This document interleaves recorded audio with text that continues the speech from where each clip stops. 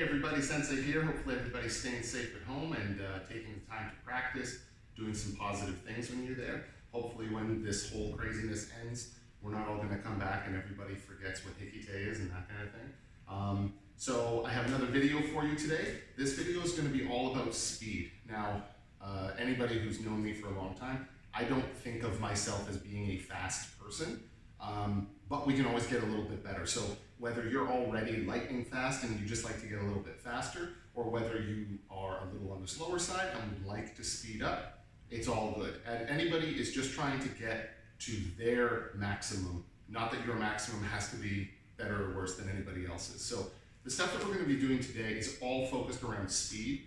Now, speed comes as a result of you being loose, and the more smooth you can do things, the faster they'll be. You don't want things to be clunky, and you might be clunky at the beginning, and that's okay. It's a way to start, it's a way to keep working from that point.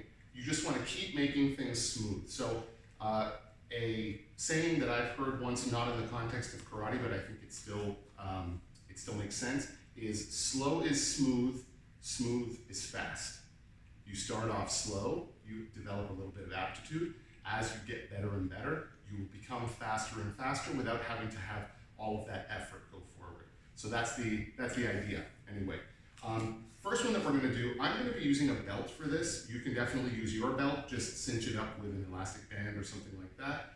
If you don't want to use a belt, you can use something else, a ball, tennis ball. The big thing is you just got to be able to actually grab it out of the air. So I just had this old thing laying around. Figured we use this.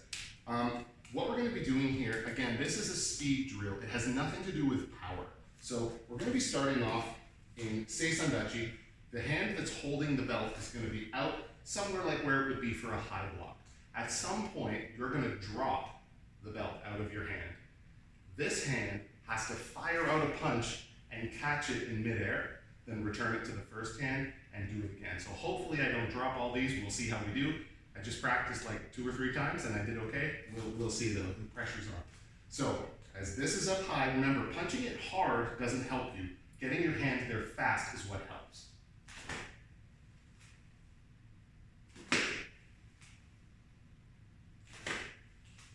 Now, there is a little bit of a problem with this, which is that you know when you're going to drop it. If you do things like, here we go, that's definitely not going to make it that challenging. If you really want to make your life tough, have somebody else drop it for you or something like that. The big thing is when you're dropping it, you just release. You don't give it any airtime first.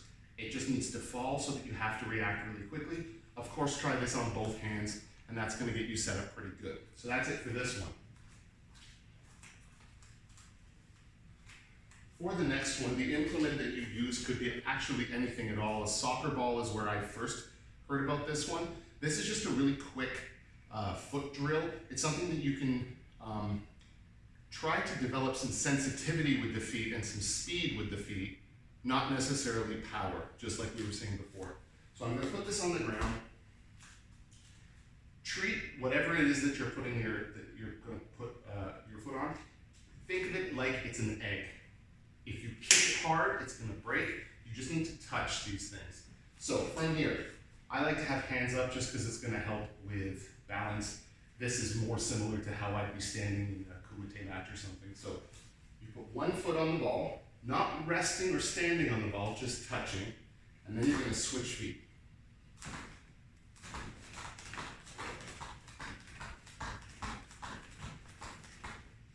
Now the ball shouldn't go anywhere. Every time you just want to have some control over it, and you're switching your weight around so that the weight is always on the back foot. Think kind of like Sagi Ashidachi. The front foot can do whatever you want with it. The back foot is what's actually going to hold all of your weight. Now, if you'd like to throw something else into this to add to the speed component and to make you do more things with the same exercise, what you can do is do something like 10 touches with the feet and then drop down for a burpee. I would ignore the jumping up part, but you go down flat to the ground, pop back up, and then keep going.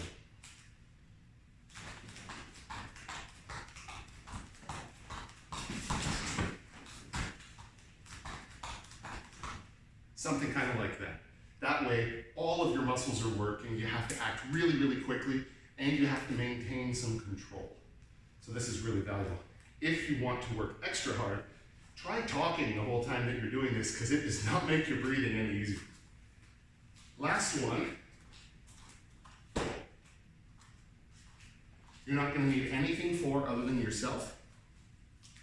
Get into a nice, relaxed stance. I'll maybe move back a little. I would recommend you do not make fists. Keep your hands loosey-goosey. What we're going to be trying to do here is working up to 40 punches, 50 punches, 100 punches, something like that. And at every 10 punches, so 10, 20, 30, you're going to increase how fast the pace of your punching is. Okay, so if I start out, then I would speed up, go a little faster, and you're just going to keep going until you're going as fast as you possibly can. So I'm going to try the same sort of thing. I'll maybe go up in 5s, just in the interest of time.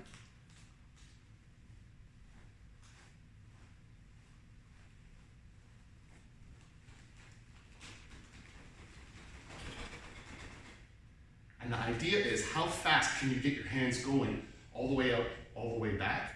You got to keep your breathing going the entire time. But this is going to make you just move as quickly as you can. Hopefully you noticed while I was doing that, I still had my torso turning.